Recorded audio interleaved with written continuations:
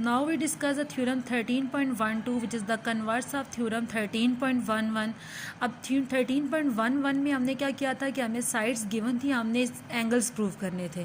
अब इसमें हमें एंगल्स गिवन और हमने क्या प्रूव करना है, साइड्स को अपोजिट, साइड्स को ग्रेटर प्रूव करना है. ठीक है. अब इसमें हमें कहते हैं कि two angles of a triangles are unequal in measure. तो आपको पता है कि राइट एंगल ट्राइंगल ऐसी ट्राइंगल है जिसके एंगल्स अनइक्वल इन मेजर होते हैं, क्योंकि उसमें एक एंगल 90 का होता है. बाकी रिमेनिंग दोनों एंगल्स लास्ट वीडियो में बता चुकी हूँ कि वो 45 के होते हैं. और उसके अलावा हम बाकी ट्राइंगल्स की अगर हम बात करेंगे तो उसमें सारे के सारे एंगल 60 के होते हैं, मतलब वो इक्वल होते हैं, चाहे स्केलर ट्राइंगल हो जाए, चाहे आइसोसेलेस ट्राइंगल हो जाए, चाहे हमारे पास इक्विलेटरल ट्राइंगल हो जाए. अब इसमें हमने प्रूव करना है जो side opposite to the greater angle, कि ग्रेटर एंगल की जो ऑपोजिट साइड है वो क्या होगी, लॉन्गर, और लॉन्गर साइड हमेशा क्या होगी, साइड जो है वो हमेशा ग्रेटर होगी ऑपोजिट साइड के जो स्मॉलर एंगल से. ठीक है. ये हमारे पास हमने ये बात हमने प्रूव करनी है. सबसे पहले हम जस्ट इसमें क्या ड्रॉ करेंगे, ट्राइंगल ड्रॉ करेंगे. हमने इसमें ड्रॉ कर लिया ट्राइंगल, हमने इसमें ट्राइंगल ड्रॉ कर ली विच इज़ ACB. हमने यहाँ पे लिखा इन अ ट्राइंगल ACB. अब हमें एंगल्स गिवन है कि जो दो एंगल्स है वो अनइक्वल इन मेजर हैं. तो आपको ये बात पता है कि जो हमारे पास यहाँ एंगल A होता है वो हमेशा एंगल B से क्या होता है, ग्रेटर होता है, क्योंकि यहाँ पे कौन सा एंगल बनता है, 90 का एंगल बनता है. बाकी दोनों एंगल्स कौन से होते हैं, 45 से होते हैं. तो यहाँ पे हम क्या लिखेंगे, measurement angle A which is greater to the measurement angle B. अब हमने ये बात प्रूव करनी है जो BC साइड, अब प्रूव हमने क्या करना है, साइड्स जो है ये साइड इस साइड के क्या है, ग्रेटर है. तो ये बात हमें ऑलरेडी प्रूव है कि जो BC है वो ग्रेटर है किस साइड के, AC साइड के. ठीक है. जो BC साइड है वो AC साइड की ग्रेटर है. अब ये बात भी ऑलरेडी प्रूव है कि ट्राइंगल ACB में जो एंगल A है वो एंगल B से क्या होगा, कंग्रेंट होगा, और जो BC साइड है वो साइड AC की क्या होगी, कंग्रेंट होगी. अब हम इसको प्रूव करने के लिए हम इसमें कुछ ऑपोजिट सपोज कर लेते हैं. इसका प्रूफ बहुत ज़्यादा इजी है. इसका प्रूफ इस वजह से इजी है कि हम कहते हैं कि हम अपनी पास स्टेटमेंट लिखते हैं कि BC साइड ग्रेटर नहीं है AC साइड के. तो फिर हमारे पास दो कंडीशंस आ जाएंगी, या तो BC इक्वल होगा AC के, या तो BC लेस होगा AC के.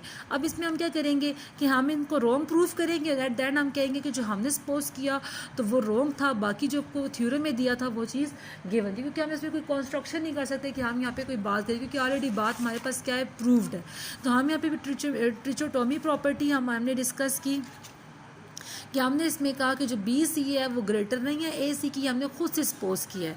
तो हम कहते हैं कि अगर नहीं है तो देन इधर BC या तो AC के इक्वल होगा या BC लेस होगा. अब हम फर्स्ट फंक्शन में कहते हैं कि अगर BC इक्वल है AC के, BC इक्वल है किसके, AC के, तो एंगल जब दो साइड्स आपस में इक्वल हैं, आइसोसेलेस ट्रायंगल में हमने पढ़ा था ना कि टू साइड्स आपस में इक्वल होती हैं.